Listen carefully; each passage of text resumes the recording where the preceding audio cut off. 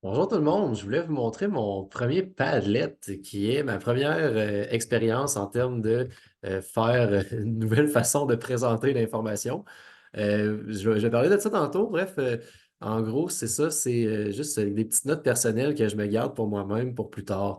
Je veux faire le moins possible des présentations longues. Je veux garder tout ce qui est au tableau court. Puis je veux ensuite m'attendre à, hey, il faut que les étudiants fassent quelque chose, il faut les mettre en action, il faut les mettre en performance. Puis c'est ça, il faut que je me rappelle le plus souvent. Puis là, vous allez voir, je vais passer vraiment vite parce que sinon, ça va être beaucoup trop long.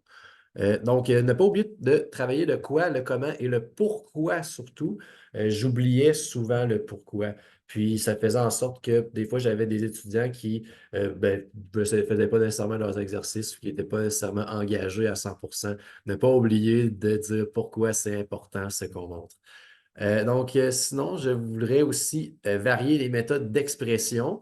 Ça veut dire que remise de travaux en ligne, mais remise de travaux sous n'importe quel format, texte, vidéo, commentaires, des photos, des dessins, tout ça, ou tout ça avec des commentaires audio, commentaires en texte, commentaires, présentation, exposé, entrevue, tout, il faudrait que j'accepte le plus de formats possible parce qu'il y a plusieurs moyens de montrer qu'on a atteint un certain niveau, qu'on a appris une chose, puis je ne devrais pas le limiter à une façon. Et justement, dans mes questions, dans mes évaluations, souvent, je faisais un nombre de questions moindre, un peu moindre, avec des questions qui regroupaient plus d'affaires, des questions qui étaient plus synthèse, qui valaient plus de points.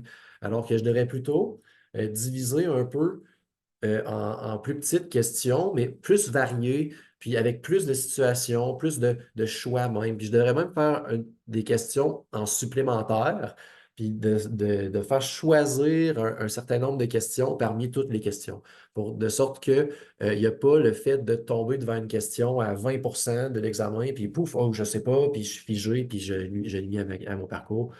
Il ne faut pas. Justement, le temps, on donne du temps supplémentaire, on peut diviser l'examen, on peut utiliser chariot inclusif, on peut s'assurer que les tâches, il faut s'assurer que les tâches ne soient pas trop longues, puis juste évaluer ce qui est important.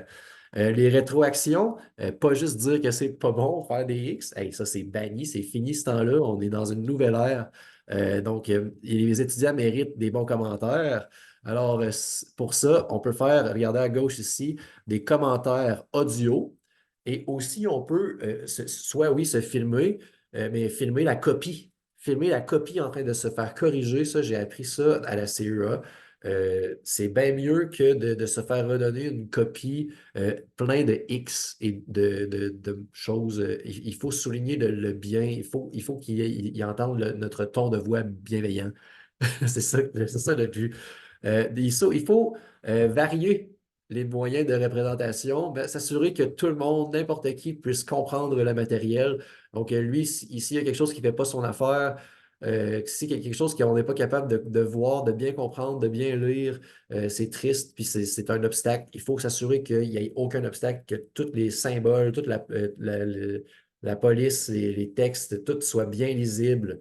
Il faut il faut que ça soit compris par tout le monde. Il ne faut pas que que le matériel en soi soit un obstacle. Alors que dans les séances qu'on a fait à la CEA, j'ai découvert des obstacles dans mes propres travaux qu'on reprenait puis qu'on regardait d'un point de vue d'inclusivité.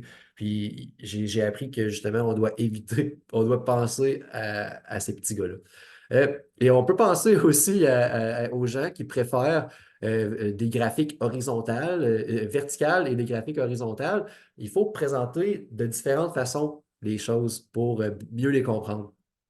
Euh, Sinon, aussi, on peut faire des capsules vidéo. Ça, pour mes laboratoires, ça va m'éviter de répéter les consignes et il n'y aura pas juste un protocole, il y aura une capsule vidéo aussi, ce qui fait que, OK, wow, là, on va bien comprendre, puis on n'aura pas besoin d'expliquer plusieurs fois.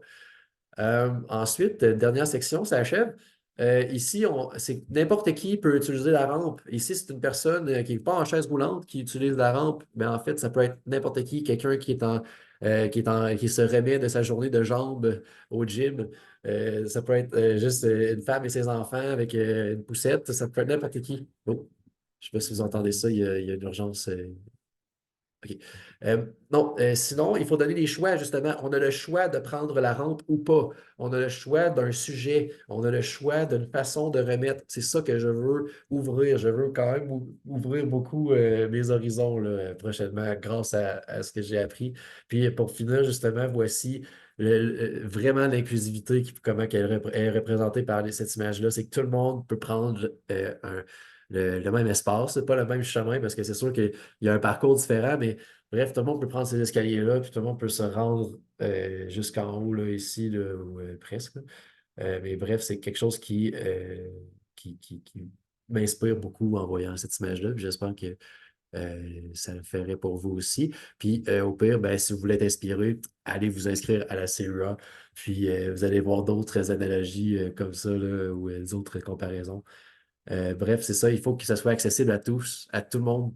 Il faut que notre cours, il faut que nos méthodes d'évaluation, notre matériel, il n'y ait aucun obstacle pour qui que ce soit, puis que tout le monde puisse gravir, puis atteindre les niveaux qu'ils ont à atteindre.